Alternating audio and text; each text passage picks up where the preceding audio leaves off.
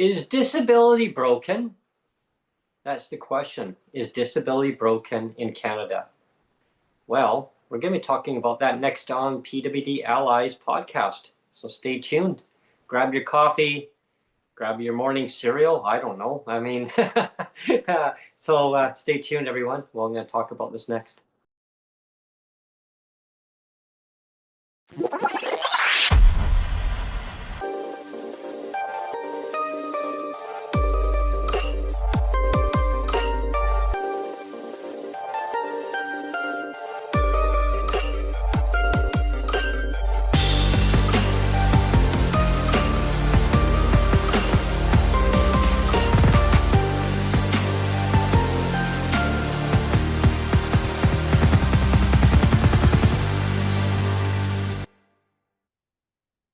Hello, everyone, and thanks for tuning in to PWD Allies podcast. My name is Brent Frain. I'm the host. I'm joined with Neil Matheson from Surrey, British Columbia. I'm in the capital region, BC, Victoria, British Columbia, not too far from the BC legislature.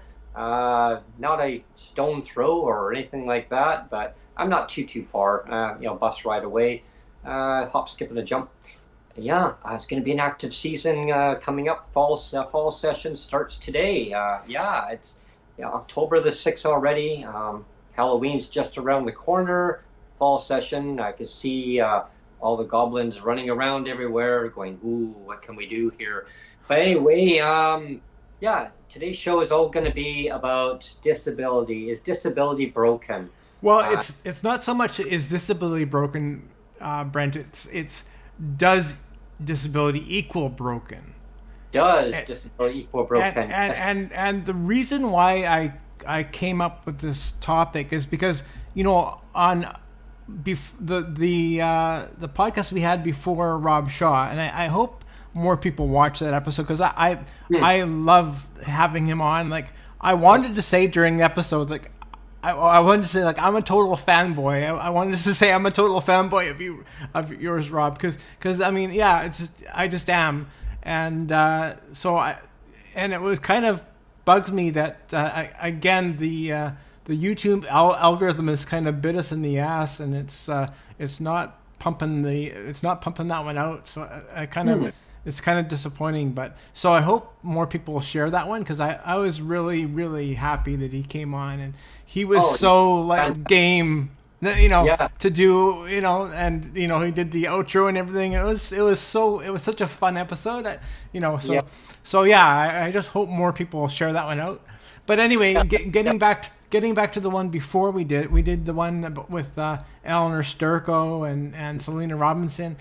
And it kind of got messy because that was one of the ones where we tried to cram like 5 episodes into one episode, right? Yeah. But the one cool thing that happened on that episode is you did dive a little bit deeper into your adoption story, and that was kind of cool. But unfortunately, it kind of got buried under all the other 4 other episodes that we tried to cram in, so it kind of felt like a very disjointed episode.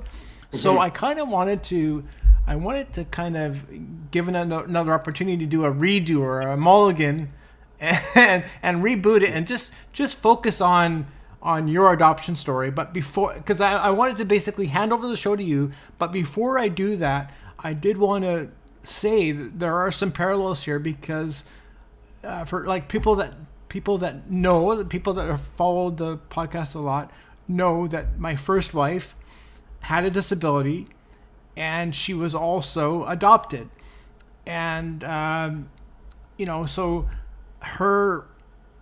she didn't find her birth parents until I think it was about 25. She knew she was adopted, but she didn't actually find her birth parents until about 25. And then so when she found out about them, she was really eager to connect. So she reached out to the mother and actually met the mother, and she said, now that you've seen me, now that you've seen me, do you regret? She just said point blank, my wife did. She said, now that you've seen me and you've seen what I've become, do you regret giving me up? And the mother said, absolutely not. Absolutely no. And then my wife said, well, surely you don't mean that. And she says, no, I do mean it. I wouldn't have had you.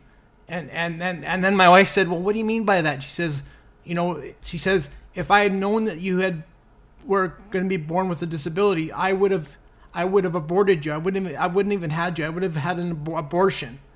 And again, my wife said, surely you don't mean that. Surely you don't mean that. And her mom said, yes, I do mean that. I would have aborted you.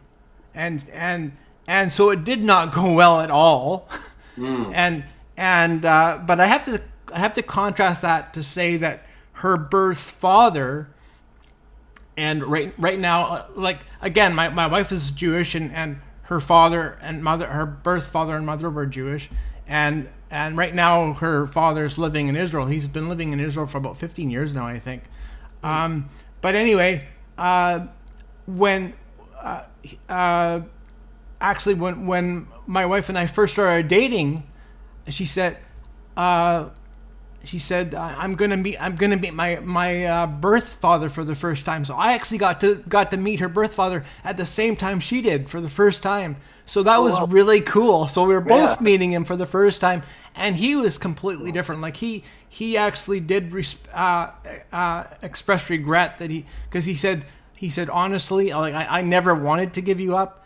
He said all of the pressure to give you up came from your mother, and I was very against it, but he said basically the mother of your mother came down really hard and said, you got to get rid of this baby, and he said that ended up being one of the big reasons why they ended up divorcing a little bit later, the mother and father, because he just the stress of having to give her up, like it wasn't his decision.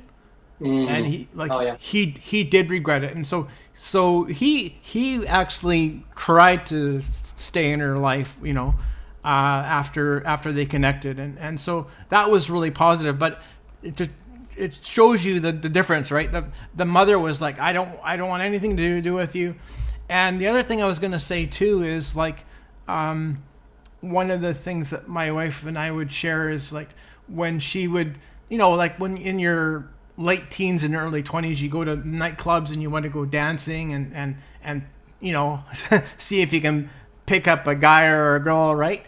And so she would relay this story, and she was in a nightclub one time, and of course she's in in a motorized wheelchair, and this guy comes up to her and he says again to my wife, my first wife, he says, you're really beautiful. He says, it's too bad you're in a wheelchair. Just like really bluntly said, wow. You're really beautiful. It's too bad you're in a wheelchair. I would date you. He actually went on. He said, I would date you if you weren't in a wheelchair. Like isn't that so blunt? Yeah. And I mean, I kind of had that too, but I didn't have anybody really bluntly say that, but I kind of always knew that, like, because I was always wanting to date able-bodied women too, because at least at the start, because I always thought like my disability is hard anyway, so like if I already know it's hard, like I just thought being with somebody else that's disabled, that's going to be even harder. So of course I'm going to want to try to date able-bodied. And but there was always that risk of thinking, well, are they going to accept my broken body? Because my body is broken. I mean, my legs are bent. That's just a physical, biological fact that I was born with bent legs, and there's nothing that I can do. Like you always talk about the medical model versus the social model, right? Well, the medical model confirms my biology of my bent legs, and there's nothing I can do to fix that. And you have the social model says, well, all you need, Neil, is you just need an elevator, or you just need an accessible shower, and your problems go away. Well, they don't go away. My legs are still bent, right? Yeah. So the reality is, I do have a broken body, but I wanted to get to the point that I'm okay with that. I'm okay with my broken body, right? And the last thing I will say is I'll relay another story of one of the churches that my wife and I went to. We went to a kind of they had a summer camp thing at the church. It was for like a week, and they had like seminars, and you'd go and do like little courses during the day. And so I went to attend like a Bible study kind of thing. You go and attend a group and you talk about the Bible and stuff. And so I went to this group with the church, and this guy came up to me, and it was a really big church. So I didn't know everybody at the church. It was like there was 1,000 people at the church. It was like a really big church. But anyway, this guy came up to me, and he says, "I want to pray for you." And he says, "I want to pray for healing for you, like physical healing." And I said, kind of said, "What?" And he says, "Yeah, he says, stand up." And he says, and so I stand up, and I got crutches on, of course. And he says, "Now throw down your crutches, And I'm like, "What?" He said, and he's like, "Throw down your crutches and just start walking." And I thought, well, what are you doing? That's weird. Like he says, and I thought that was really inappropriate. And anyway, the youth pastor saw this interaction, and he said that was totally inappropriate. He says, I wanted to let you know that I talked to the guy afterwards, and it was totally inappropriate to do that.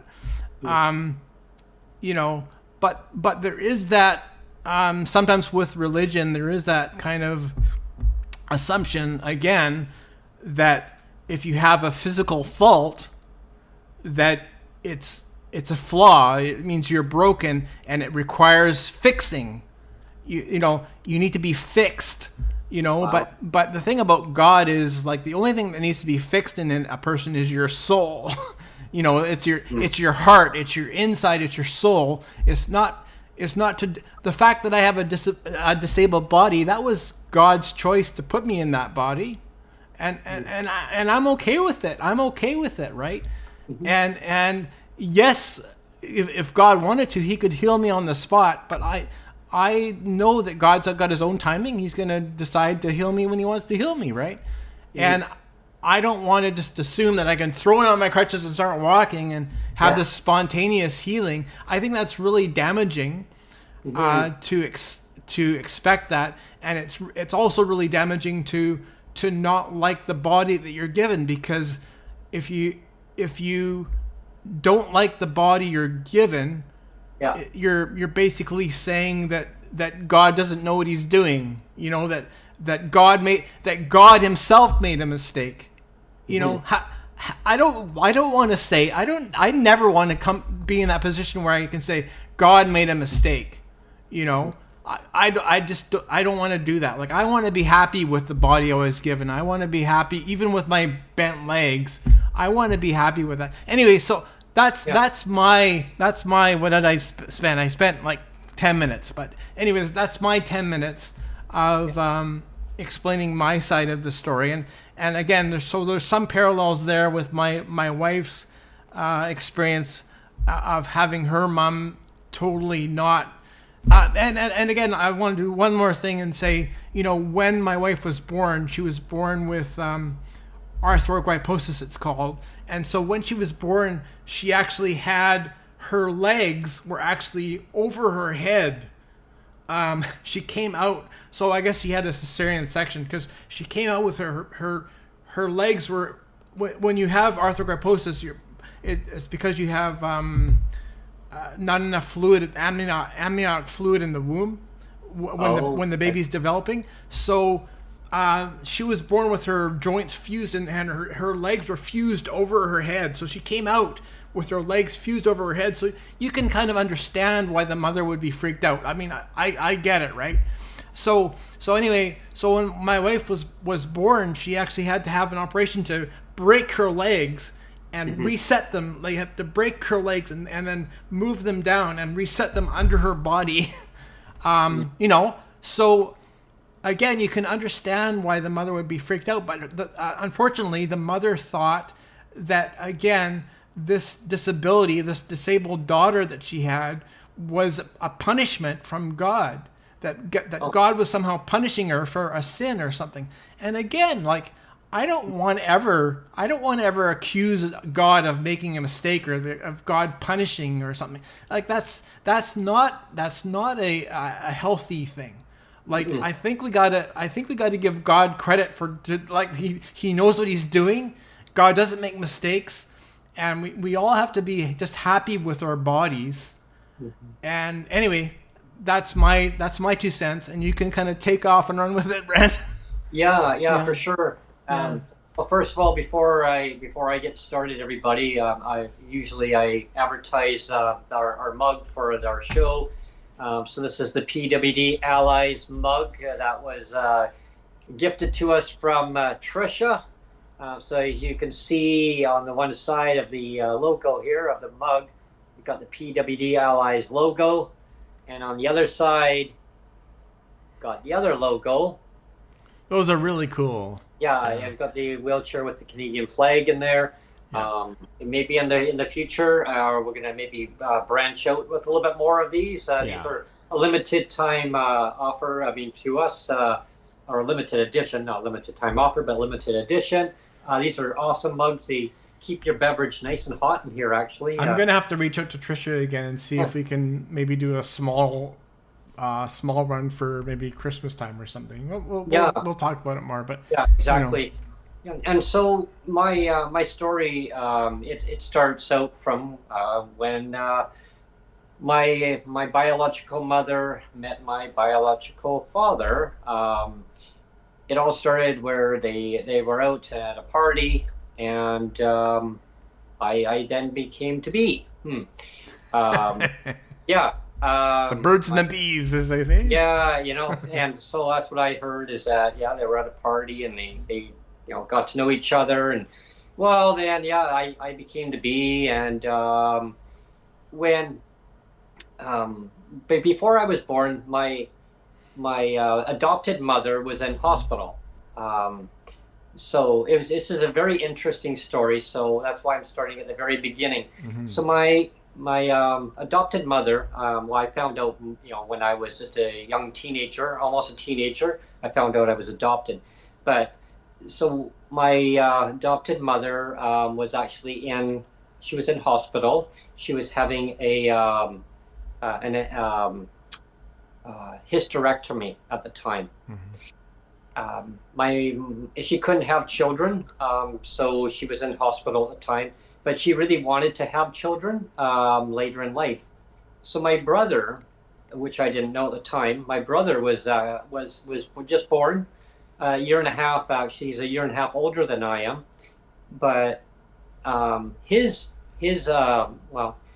biological mother was in hospital at the same time as my adopted mom was there.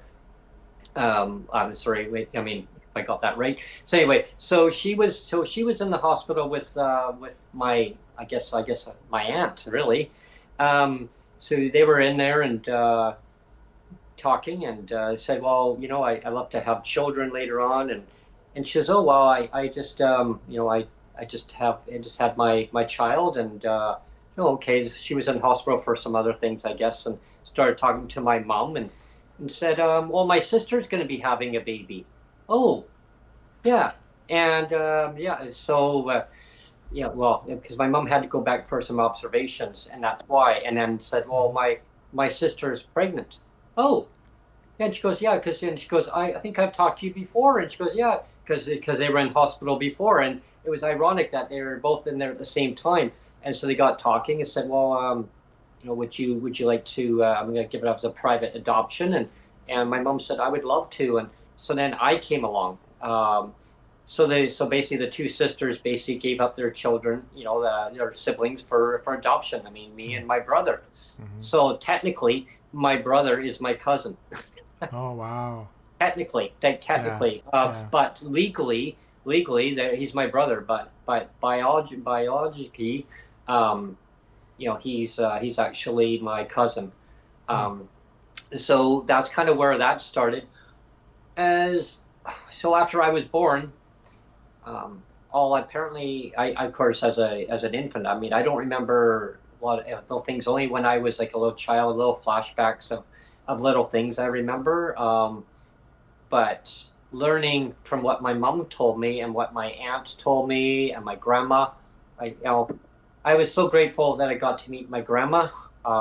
Very dear lady. I used to go for there lots, and then I'd see my aunts. Well, of course, I didn't realize that I said, "Oh, my aunties are all here." Well, one of them was my biological mother. I didn't even realize. Yeah.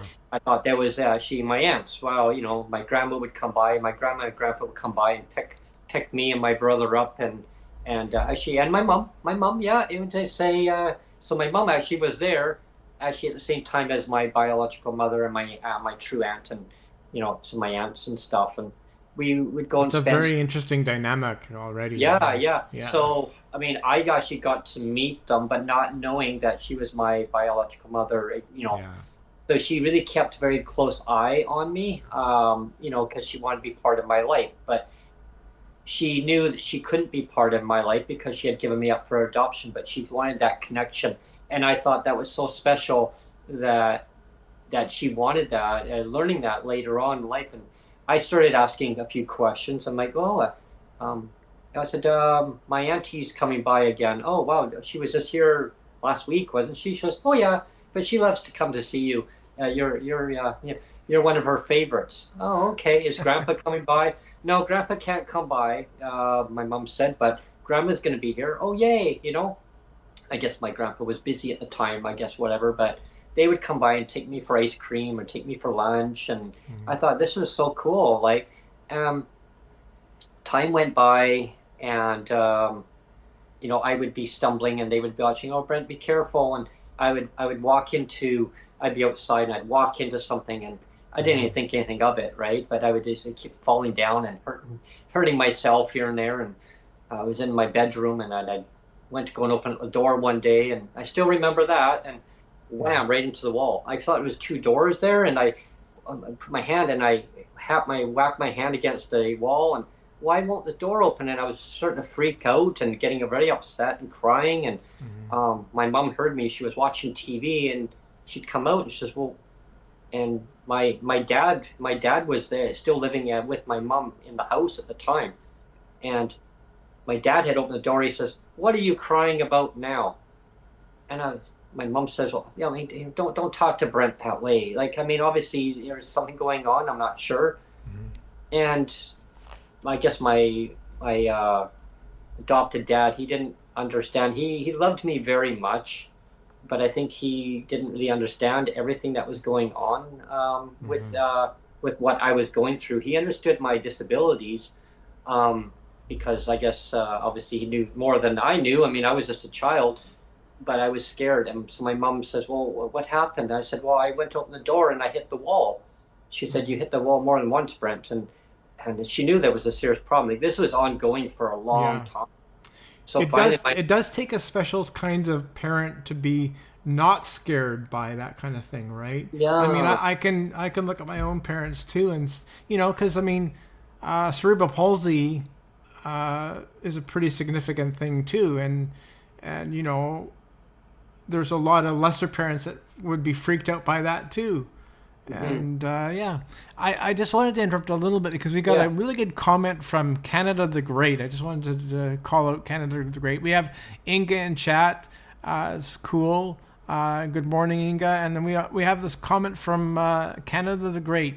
And the comment is, disability is a challenge that leads one to have a greater advantage, especially with problem solving. You'd be amazed at what you can do if you just give us a chance and a freaking hand up to do so. I thought that's a pretty good comment, and and it reminds me of how we always talk about definitions, like how you define disability, right? And there's a lot of negative connotations to disability, like if you're disabled, you're broken. Like, Mm-hmm. that, like this show we're talking about, does disability equal broken, or does disability equal wrecked, or unable, or incapacitated? All those kind of negative terms, right? There was one really cool definition that I came across where it said that the disability, the definition of disability is lacking in one or more powers, in one or more physical powers to do something. I'm getting a little bit wrong, but it was talking about basically about having the physical power to do something, right? Or lacking the physical power. So it's just said lacking in one or more physical powers to do something. But Mm-hmm. but by saying it that way, it was basically saying that you still have powers to do other things, right? It was Yeah. saying you might be lacking in one or two of these things, but you still have physical power and physical ability to do other things. Exactly. So I kind of like that definition. And again, Mm-hmm. I kind of paraphrasing a little bit, but Yeah. I like that it used the word physical power, that lacking in physical power to do a couple things, but it doesn't mean that you can't do other things, right? Mm-hmm. Yeah. And so when my mom came in and figured out what was going on. She knew that it was this is an ongoing thing, and she even said to me at the time, uh, I think that there's some severe things that are happening. And she's I've been seeing this developing over time. I said, "Oh, I just lost my balance, Mom." I said, and I thought, okay, this must be something normal. I mean, I was just like a very I was like, oh, like 4 years old, five, and it continued. My mom sent me in for observations with eye specialist. Then I got bounced down to other eye specialist, and they couldn't seem to get to the bottom of it. And it's just Brent's balance. It's off. I mean, it's to do with his vision. Because I was born, all I could see was shadows at the time, Mm-hmm. and it has progressed where I guess my eye condition stabilized to a point where it left me with double vision, and the specialists were still quite surprised what was going on here, but they couldn't get to the bottom of it. My mom finally got a hold of a top specialist in Canada, and was actually all the way from Toronto and came all the way out to Vancouver, and his colleagues. And so they had a whole group of them came out, and they wanted to study. They wanted to study my eye condition, and that was part of their, I guess, part of their study groups from the University of Waterloo, is where they came from, and they wanted to use me as a study session in real time. Mm-hmm. And so I had to go through a lot of diagnostic testing with them. All expenses paid for my mom, because well, my mom had to do a lot for me back then. At the same time, I didn't realize that my mom was telling my father that it's now time to find the exit door. You now need to leave, because my father was getting upset because of my disabilities. I think that it was getting a lot that he couldn't handle it, and Mm-hmm. he started taking it out on my mom. My father had a real bad drinking problem. Just to let everybody know a little bit of my story behind it all. And I don't hold it on him that I knew he loved me and my brother and my mom a lot, very, very much. But my mom could not handle it, where she didn't want my brother and me to be brought up around what my father was going through. And so she had to make the ultimate sacrifice and tell him that he needed to now leave and pack his bags. He didn't want to leave, but unfortunately, she had to kind of get the reinforcements to make that happen. Mm-hmm. Um, and it was the best thing she ever did. I have flashbacks.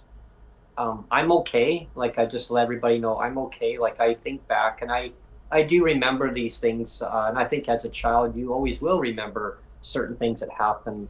And I'm not shy about sharing my story when it comes to what I remember. And it may, and if this traumatizes anyone, I actually will say, like, this part that I'm going to say, I'm sorry, I don't want to trigger anybody. I'm sorry. Like, I mean, I'm just sorry because I don't want anyone to feel very awful of what I'm going to say. And I don't mean to trigger anybody. If it does trigger, I apologize. Uh, my father used to throw plates at my mom, and I witnessed it. Um, he would say, "Here's a frisbee, catch," and he'd literally grab plates off dinner plates off on the table and throw them. And he'd throw forks and knives and spoons at her. He grabbed a pot that was sitting on the stove, and that's when I screamed. I saw only a little bit of it, and I turned my back and I went running into my bedroom. But then I realized, uh-oh, my dad, he turned his head and he saw that I saw what he did. And I thought, oh no, like I can't escape. I'm in my bedroom. What if he comes in here? I was about to try to climb out my window, my bedroom window, and I looked down, oh, it's too far to the ground, right? I mean, look, and he opened up my bedroom door and he came and gave me the strap. He says, if you ever say anything, you'll know where the strap comes again. What he did was he has a pot that was on the stove and it had hot boiling water because my mom was actually boiling spaghetti. And I mean, I was already traumatized when I saw the plates, but when I saw the boiling water, he came in and I guess my mom had made me some soup, and my mom had told me, well, go to your room, have your dinner in your room. Well, it was the kind of soup, I don't know. I guess my mom didn't have a lot of money. She stretched things as best as she could. And I guess as a kid, I was picking away at my soup anyway. I mean, I don't like this and I don't like that. And I was like, eating certain things. And my dad got frustrated because he saw it. I saw him and he grabbed my soup and it was still hot. But there was some noodles that my mom was making more hot water, put more noodles in I guess for like soup. It was like chicken noodle soup. But these were like big giant pieces of chicken that were in it. It was like, it was like kind of fatty, this and that. I still remember that. My dad came by and he got my chicken noodle soup and dumped it over my head. Oh, wow. Okay, so that was when after that my mom had said, okay, like you are now out of the house. Like she kicked him out of the house. So I always remember those things, and I'm okay. Like I'm okay now. Like going forward, when I was a child, I remember that it really traumatized me. But I became to realize that it was the mental part that my dad was going through. He was having a mental breakdown.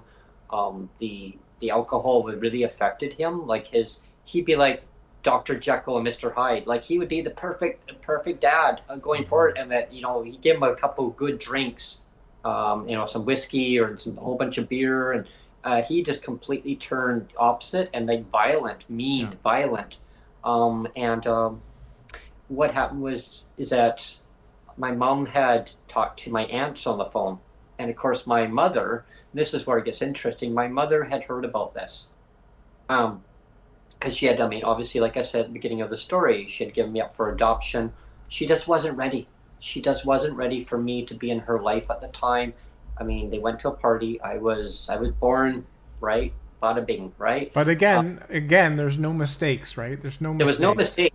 There was no mistakes on either part. Yeah. My mother, my biological mother, made that decision at the beginning. My dad made that decision that he chose that he wanted to, have the drink, and he had to make the ultimate decision of accepting the fact of that he was wrong and had to, he was forced to go to AAA. Oh, you'll be a better person going forward. No, my dad, he just kept on falling back into that trend. My mom tried to have him back temporarily. Yeah, it didn't work. I even said, like, my mom asked me, like, how do you feel?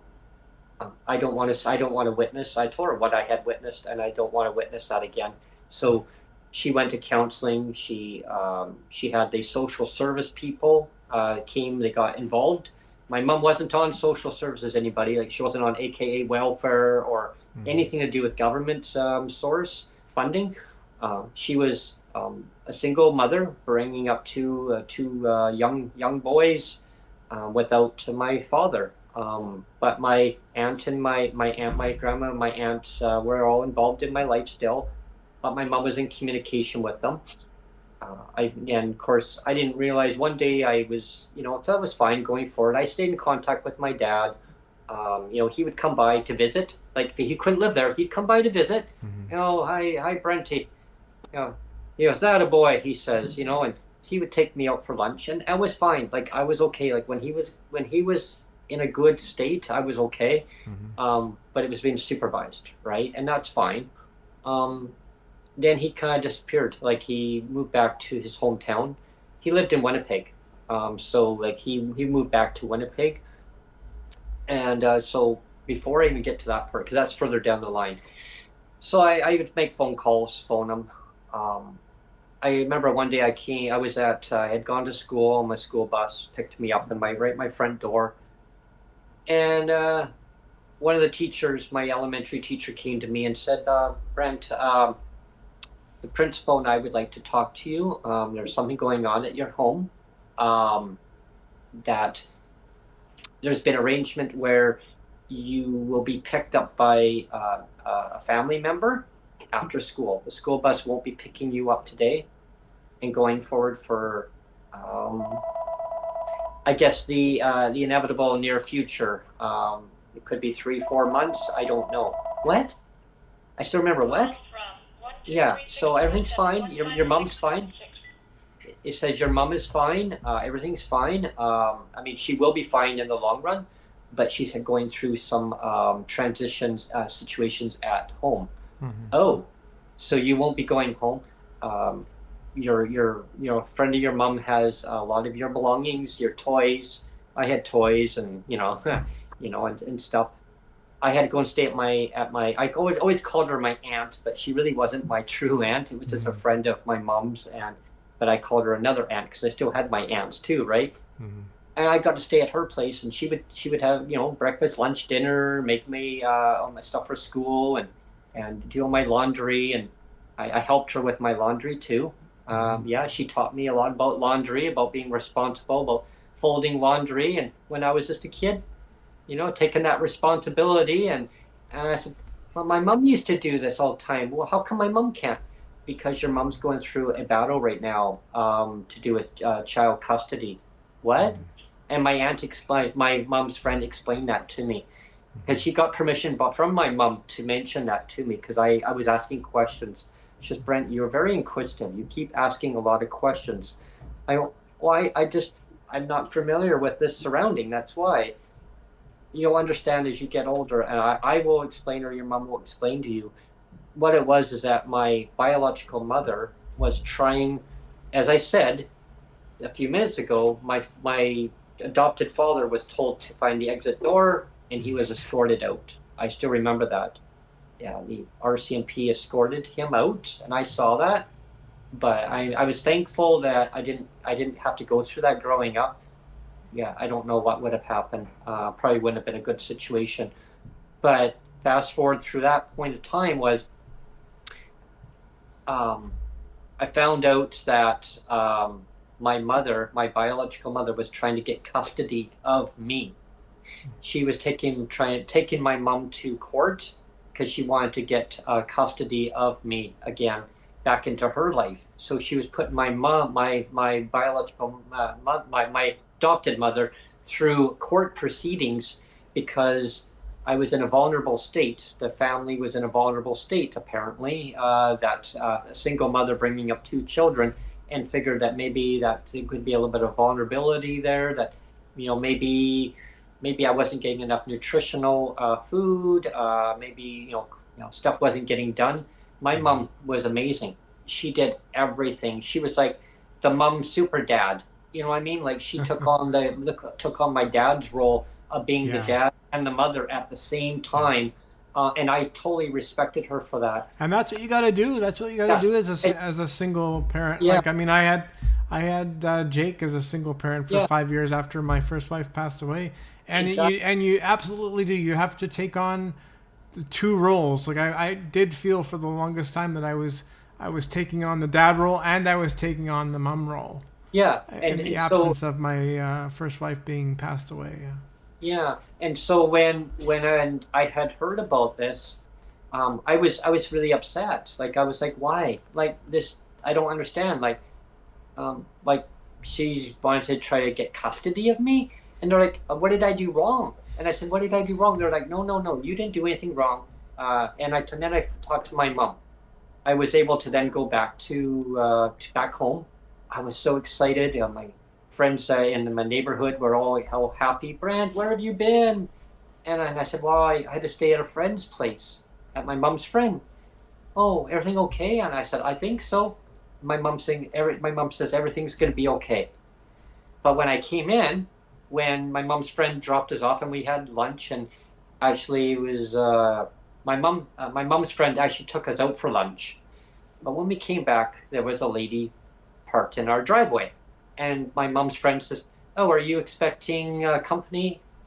And my mom says, "No, I don't think so." There was a lady parked in our driveway, and she says, "Oh," like taps her horn, honk honk. I still remember that. We got out. And she says, "Oh, hi, you're Brent's mom?" Yeah. Hi. She says, "Hi. Yeah, I'm from the social services ministry with the government. We're just doing a wellness, like a check, just to check, you know."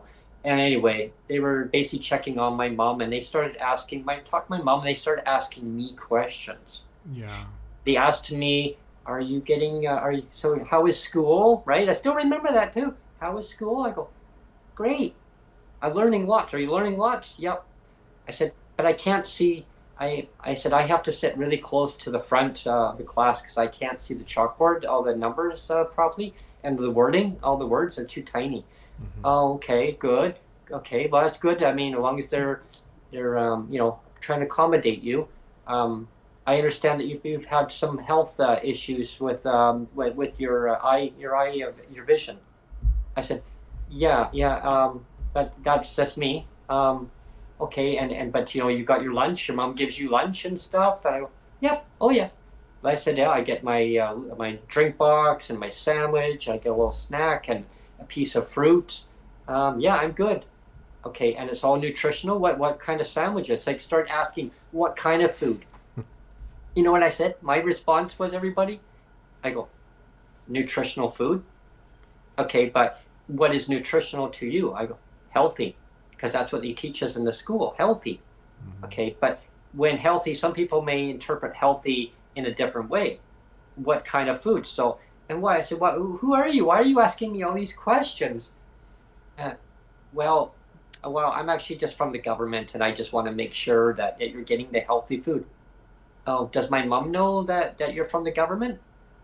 Yes, she does. I go, then why are you not talking to my mom? Why are you asking me? Because I want to make sure that you are actually getting your proper meals. Like, my mom knows me better than you because you're a stranger. My mom always told me, don't talk to strangers if you don't feel comfortable. Do you feel comfortable? I go, no, I don't feel comfortable because you're asking me too many questions. Mm. And my mom was talking to her friend in the kitchen at the time because I was talking to her in the living room. And my mom overheard that. My mom's friend goes, "Okay, that's enough." And she goes, "Oh, I'll tell you." She says, "I'll tell you, Mrs. Frain, when enough is enough, because we're not done talking to him yet." And I said, and then I spoke up and I said, "Yeah, I've actually had enough. It's like you feel like you're being like my dad. You're It's being very nasty." invasive, isn't it? I said, "You're being like my dad, and my dad got kicked out from my mom, and so maybe my mom, can you kick this lady out?" Mm-hmm. I said that, and she, oh my God. So of course the lady says, "Is this how you're bringing up your child?" Oh, whoa, we may have to keep an eye on that. And so I actually spoke up and I said, like, look, my household, everything's great. And they came by one more time and that was it. Again, I think that's why that of course I found out it was my biological mother, felt that it was, the household was vulnerable, but it wasn't vulnerable. It's a decision that my biological mother had made when I was born.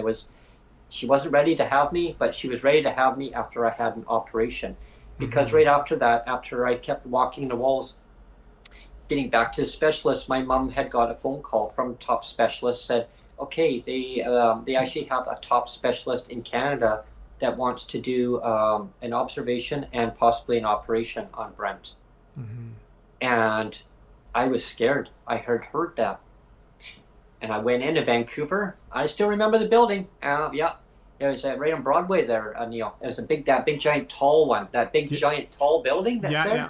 Yeah, I went there, and I loved the building. You know why? Because I used to play with the elevator. Yay! That's like going up. Are you like Elf where you lit up the whole thing? Yeah, I did. I went, and all these people in there, there's like ding, ding, ding, ding, each floor.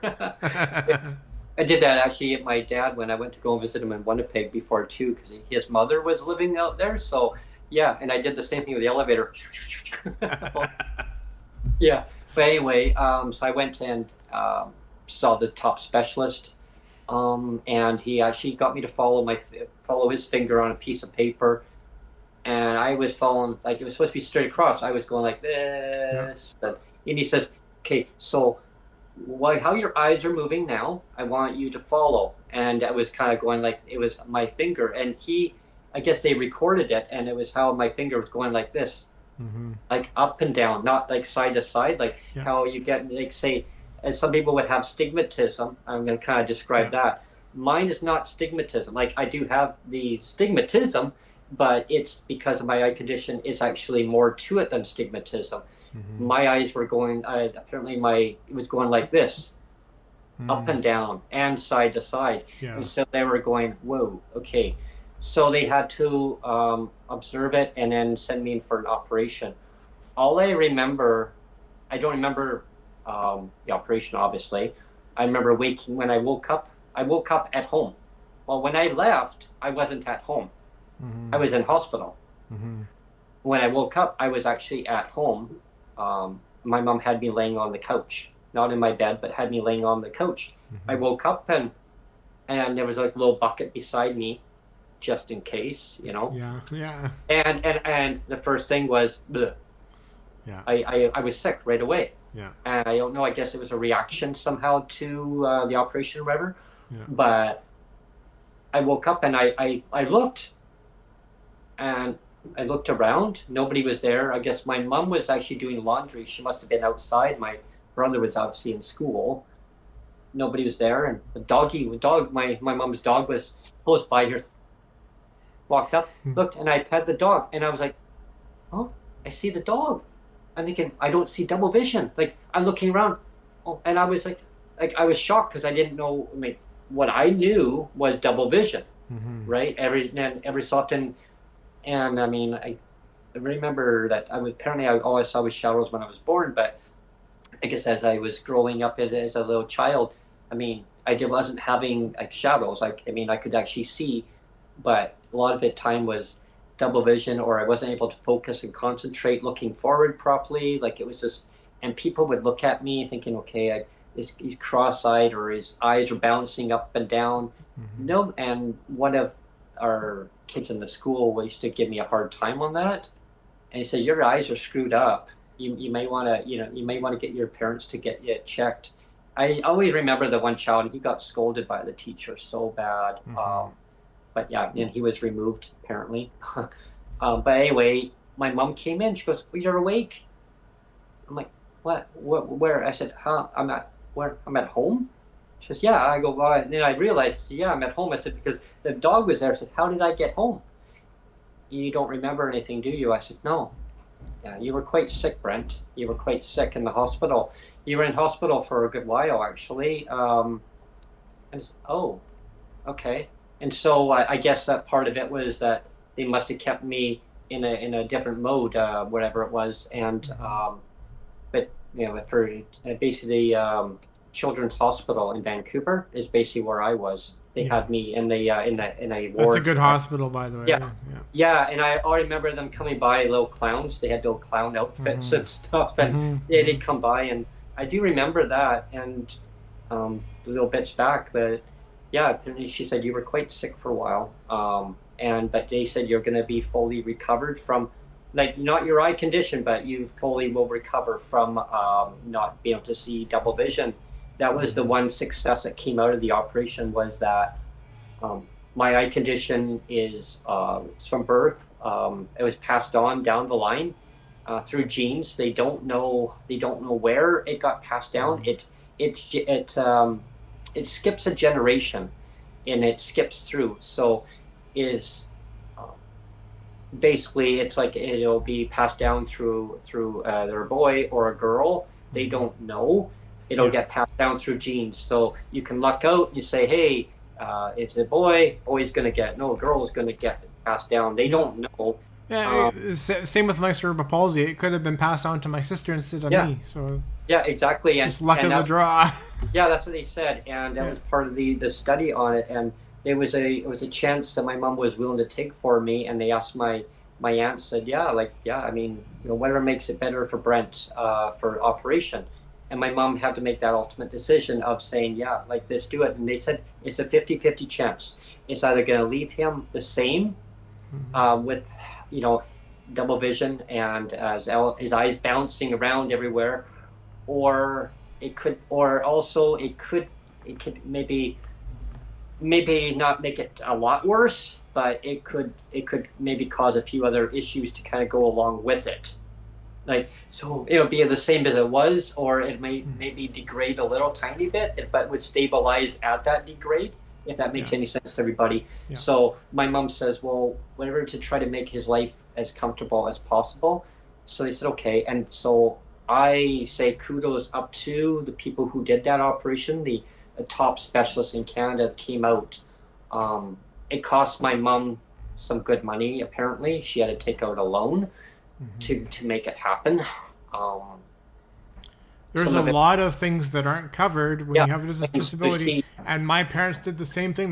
They forked out a lot of cash. My mom did too. And a lot of it was not covered. And so my mom and my dad actually had helped my mom with that part. Yeah. So I applaud him on that. And my dad said least he could do is to help her out with that. And so he did. He still wanted the best for me, regardless of what him and my mom went through in life, right? So the operation was successful. It left me with, what they did was they pulled my pupils to, and they pulled it center. They center, and it left it where they weren't be bouncing. They pulled it center. So it would still leave it with a rotation back and forth, like astigmatism. And so when I get really tired or I strain my eyes trying to read small print, it gets my eyes tired. So that's why when I try to speak things into, like, I can type really well, like really fast. So I was learned how to touch type, because I could actually type faster than I could write because of hand and eye coordination. It really throws off. I was a little bit slower in writing. I liked writing. I loved writing, but I was a lot slower at it. I was born cross-eyed as well, actually, and I had that operation to fix that as well. Yeah, and my one eye was over to one side, and the other eye was over to the other side. And when it would bounce up or down or sideways, they moved them both center, and so that I could still now see peripheral vision. I could wave my finger. They would say, well, how many fingers? Well, I do have a little bit of difficulty with it. I can see it, but I'm fortunate that I can see it. Some people with my eye condition can't see that at all. And so there's different severities with my eye condition. If it was rated out of, I guess, 1 out of 10, everybody's situation with the condition that they have, it varies. But they were extremely happy. My mom was so happy with them that I left it with my condition is my condition. I don't know anything different of it. If I were to, there's no cure for my eye condition. I guess the top doctors they're always studying it. Like, it's like, cerebral palsy, it's like cancer, different eye conditions. And cerebral palsy, I have to say, is one of the least funded diseases out there. Yeah. Or conditions. I don't know if you want to call it a disease, but it's one of the least funded conditions out there. It's just, and it affects a lot of people, right? But they're always fighting for funding, because like we said when Rob's show was on, it's like disability is not sexy, right? So exactly. you just don't get the funding for stuff. Yeah. Yeah, mine's a congenital one, right? And Yeah. so it's like when people have like a congenital heart, condition. Mine's the same thing, and mine won't get worse. It doesn't get better. I mean, as we get older, yes, I might, I might get cataracts, right? I mean, Mm-hmm. knock on wood that I don't. I mean, because there'll be another eye operation, right? I remember going into a optometry, and this was in Langley at the time. And you know what I was told, everybody? Oh, this one eye doctor. I actually got up and walked out. I walked out we're sitting in the chair, and this machine right there, and she's doing the eye testing, and she said one thing to me, the eye doctor. I literally got up and moved her machine to the side. I pushed it to the side. I got up out of the chair and walked out the door, walked out the office, never went back. She said to me, it's mind over matter, Brent. If you can always put your mind to anything, you can accomplish anything. So it's like, and she goes, if you blink twice, you know what, you might not be able to focus, but if you really put your mind to it and fully focus on what you're doing, you can do it. Small print, you know what, just enlarge it. And I said, really? Wow. But I got a better solution for you. So, I have other colleagues that I can refer you to right now with your eye condition, and they can correct it. They could correct it. I go, really? Yeah, it's called laser eye surgery. I go, yeah. So that won't fix my eye condition, because my eye condition is, it's part of the genes. It's it's more in depth. It's just, well, you're right on that, but it actually will amplify your vision, that you can see more. You'll still have stigmatism and a lot of difficulty with other parts of the repercussions of your condition. And I thought, wow, like you are so out of touch. And she goes, well, but you would have to sign a declaration stating that I'm not liable, that she's not liable for her colleagues. So what? So if you screw up and it can't reverse my eye condition back to the way the state it is now. No, unfortunately, I'm not. No, I'm not taking a chance on that. Yeah. So I walked out, and going through school. Well, I remember one of my teachers. I said to me, "Well, we want you to go into a different room because we just don't want you to not feel that." It's going to cause a problem for other students. Like we don't want to make them feel uncomfortable. So we want you to kind of learn in a different room.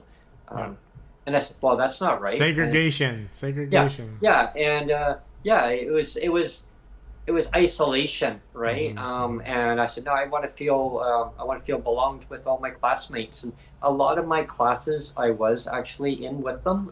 There was a couple that they wanted me out of it because it was about blowing up for accessibility. One of the classes I understand. I totally get it because I had a big monitor and I could actually put the information underneath it and actually see it. It was like a big CCTV, and it was good, and it was good and bad in a way. It was, for me, I don't know. I guess it was frustrating because I would lose track of where I am on a page. It was kind of like scrolling across, and I was like, okay, this is taking me so long to read this. Where if I would listen to audio, I could actually and digest that information. And so one of the teachers it was through the CNIB too, they actually had brought me into their own room, and that was great. I mean, that was fine, but I explained my frustration. I said, it's like I'm losing track to where I am on the CCTV. So the instructor who had made arrangements with the teacher's aide from the CNIB used to come in and actually be the TA for me, which was, I was so grateful for that. But I said at the same time, I want to be part of the class. Like, whose idea was it? Well, it was the teacher's idea. But if you're okay with being in here, how can we make it better for you though, Brent? I go, I want to be back in the class. Can make it better? Okay, so they put me back in the class, but I put a recommendation out, and I guess nobody had ever done that. I said, how about, can we make it big for all my classmates up on a projector screen? Can we make it larger? And some of the kids were like, well, teacher, whoa, okay, well, that's a novel concept. Yeah, so the teacher says, would everybody like larger print? Because Brent needs to have it larger for him to see, so he's not squinting.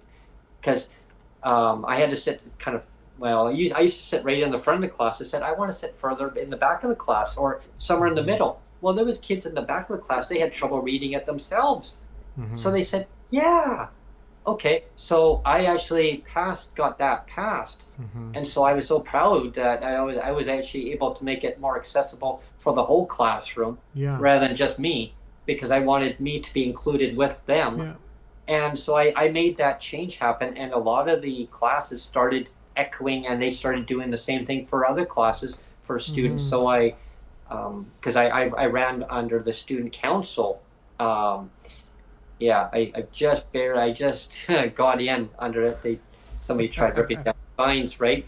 I said, you had the slogan that said, vote for Frain, don't miss your train. I wrote a slogan like that, and some people were coming by ripping down my signs, and just kind of but I got in, but the idea was I wanted to make that change happen for the students, right? And so I did get that done. Going through education, I had a lot of obstacles. Kids making fun of me, picking on, hey, here's Four Eyes Freak, hey? Here he comes. Look at his bottle-sized glasses. Oh, hey, do you like Coca-Cola, or is it root beer you like, Brent? I really don't drink a lot of pop because it's not good for you. So that was my comeback, right? And I said, oh, root beer, actually, if you ask me. Oh, yeah, because your glasses are so thick. I go, yeah, well, my glasses are thicker than what's behind your head. I guess it's probably sawdust, right? I said, because you're not understanding. I said, what I'm going through. I said, my glasses, at least I got 4 eyes and you only got 2, so I can see I can see more than you can. I would learn to kind of twist it around. Yeah, and that brings us back all the way back to the beginning of the show, Brent, of being okay. Yeah. Of this idea of being okay, that actually disability does mean broken. It actually does mean that part of your body is broken. But like, I'm okay with it. I'm okay that I have bent legs. I was born with bent legs because that is like it made me, like, my disability made me who I am. And like the comment from Canada, the great earlier, is that disability teaches you how to. It challenges you. It teaches you how to find ways to get around problems, right? And you learn to adapt and all of that. And so I had a lot of problem solving, going through different obstacles, and going through, like, for math.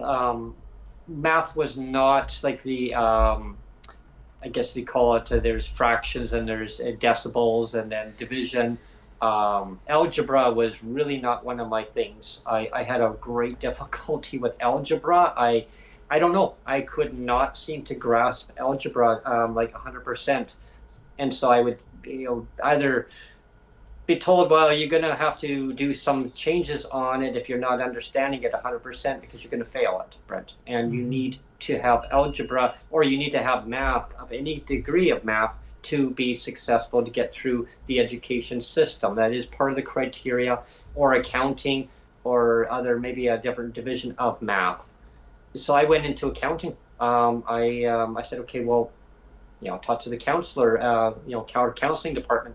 They said, okay, you're good with numbers. Why don't you take accounting? Okay. They put me into a little bit of the higher end accounting. Like, I was still in younger grade in high school. They put me into, there was the only thing that was available was grade 11 accounting, or grade 12 accounting. Yeah. Oh, so, and of course I was short for my age. When I was born, I was actually shorter than the average student, or child. Unfortunately, that's just the way it is.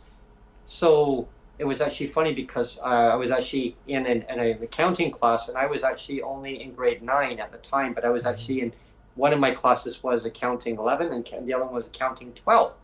And I was only in grade 9. So I was already short, and these students were all tall. Yeah. So I was almost felt like the midget, And actually it worked out well, even in choir too. I was in that, so in band. Oh yeah, it was great. I'd stand there, everyone was singing. Is Brent singing? You could just hide behind Yeah, people. I hide behind there. I don't out. But yeah, anyways, I mean, so long story short, that's kind of funny part. I had to throw a funny thing in there, but I felt very included in some of the groups, the settings that way. Mm-hmm. That some of the students they accepted me for me.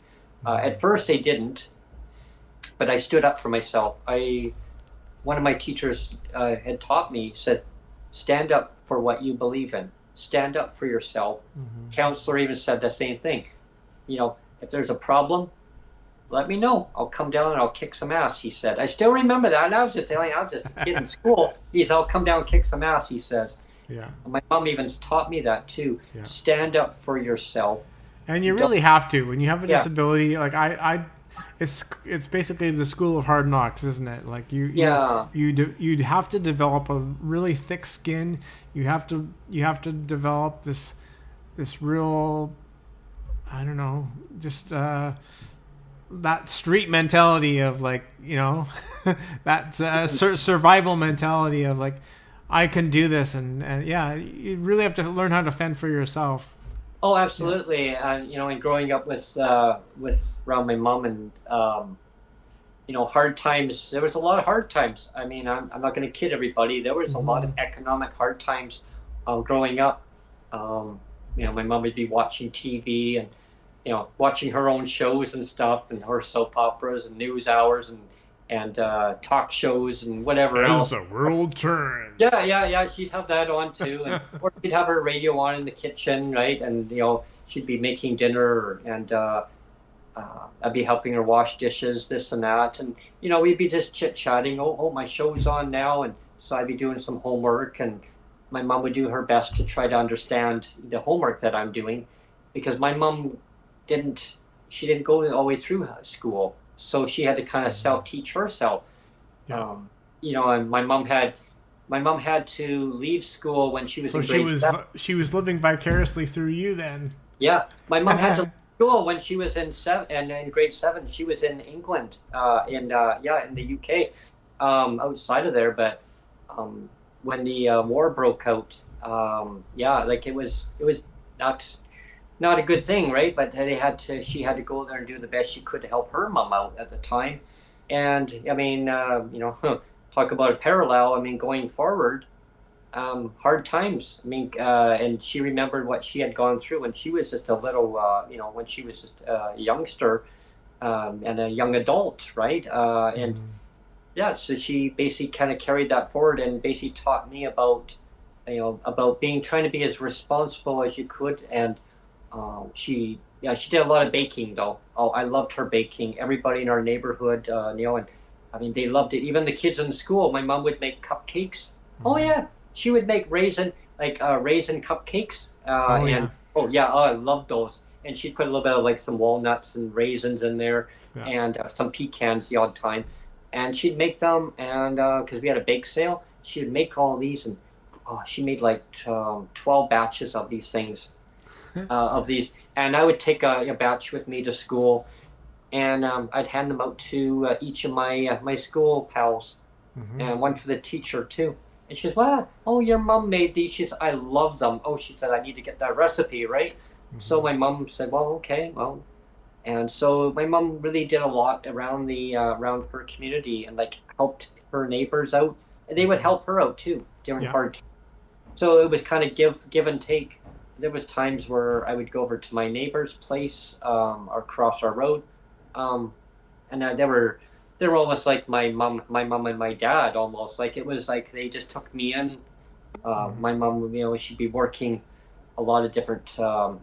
She had part-time jobs. She had one full-time job, and then it went down to part-time. But she had like four different part-time jobs she had going. She also worked for the school, like as a school crossing guard. So and my mom was there, so she said, "So I'll know when you're in school." So yeah, that was a kind of tough one because I was in elementary school. Well, my mom was the crossing guard, so yeah, I just kind of went with her when she went. So yeah, made sure I was at school on time, right? Yeah.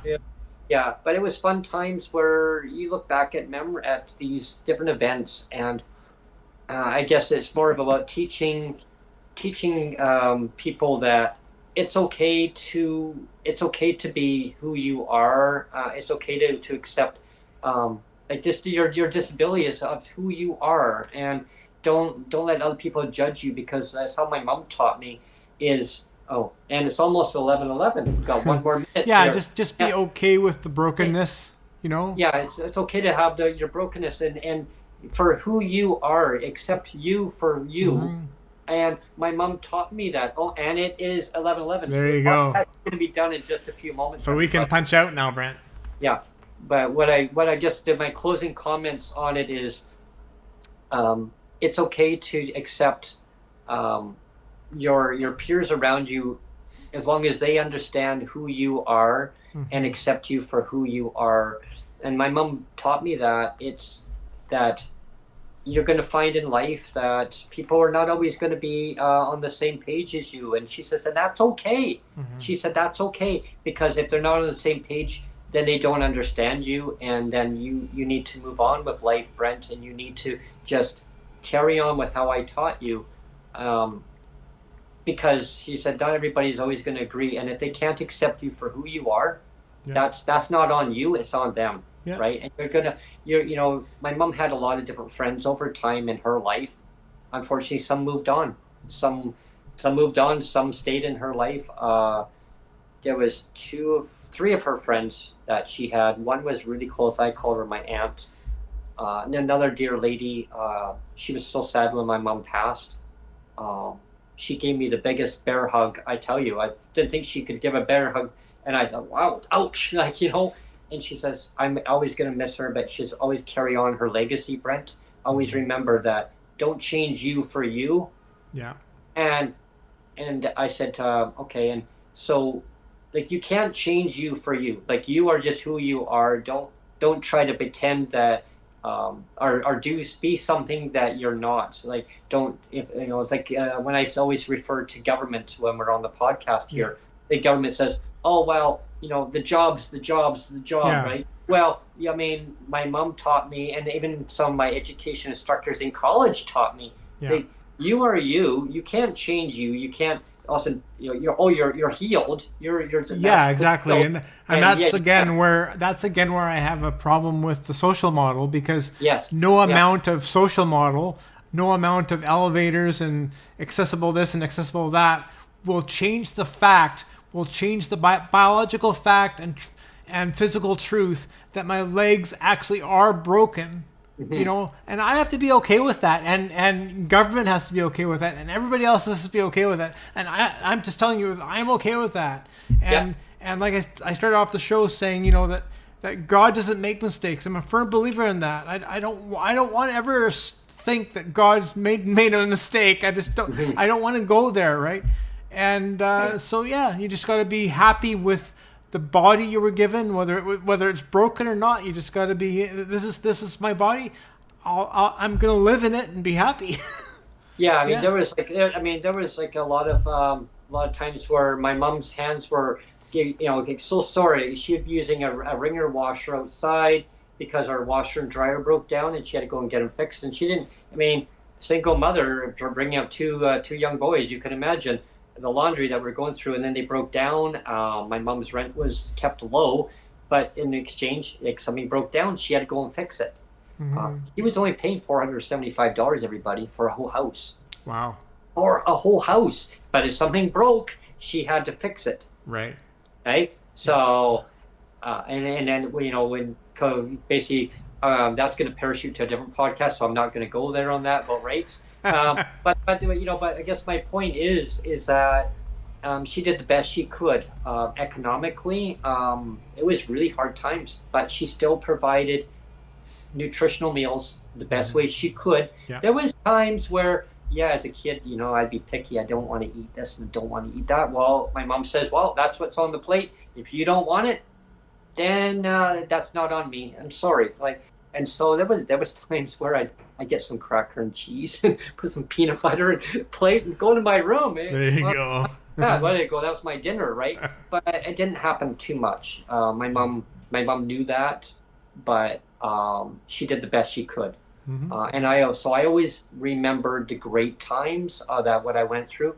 Yeah, I put my mom through hell at times, but hey, every kid does, right? I mean, they have disagreements, but I always cherish the great memories, and I thank her and my mother for who they were. Got to know both of them. I said in that one podcast, I got to make the arrangements of my mom and my mother meeting together. Yeah. And me going having lunch with both of them. That was so special. Yeah. And I know that it was awkward, even as I was growing up, because I found out when I was 12 years old that I was adopted. They waited till I was the right age to tell me. And I said, I knew it. I said, I knew it. I knew you were my mother. She said, yeah, because I would phone up and ask and speak to your mom. And you would say, Brent speaking, can I help you? Yeah, one moment, please. Yeah. And she said, you'd be so polite. And then you'd say, Mom. Yeah, so that's kind of the story of what I went through. I mean, obviously there's lots to unpack. Things that I try to remember, things that I didn't want to remember, but but I'm, like I said earlier in the podcast, I'm okay with what I remembered because it is part of what I went through, and I'm not scared. I think for a while when I was younger, I didn't want to talk about it, but I learned that, like for myself, when I was in college, we had to do a bibliography of who we are, and our class got to basically rate us. And I was taught that it's okay, Brent, to speak up and say how you feel. It's okay to have tumbles in life and fall down and pick yourself up. It's okay to accept who you are. It's okay to not be sad. It's okay to be happy, but it's not okay to be judged. It's not okay to have people belittle you, and then try to say, well, yeah, hey, I screwed up, but it's, and that's one thing I always remembered back in what I had instructors. One of my professors told me that, and I always stuck in my head. So I recently, in life, I've gone through some different obstacles in life, but you know what? I just move forward. I just say, hey, life is life. Life's a journey, right?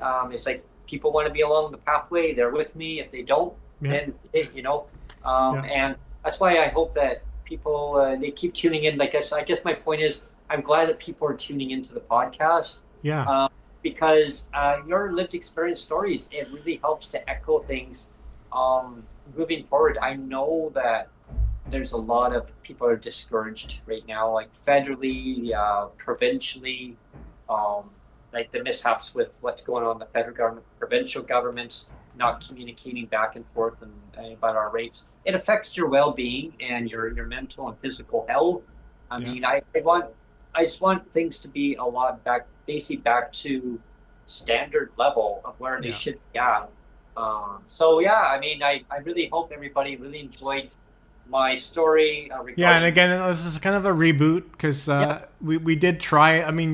You had that portion in that one podcast episode, but it was a bit of a hodgepodge. So it was this way. I kind of gave more of a broader story about who I am, and then, like I say, as I went through college, I already knew I had other disabilities. They just were never diagnosed, shall we say? And one of my instructors laughed and said, "Well, here you go." Yeah, she was hilarious. She goes, "Hey, Brent, add another one to the barbie," she says. There you go. You know what? Yeah, she said, "It's pile it on." She says, "Keep piling them on." Yeah. But you know what? That's just who you are.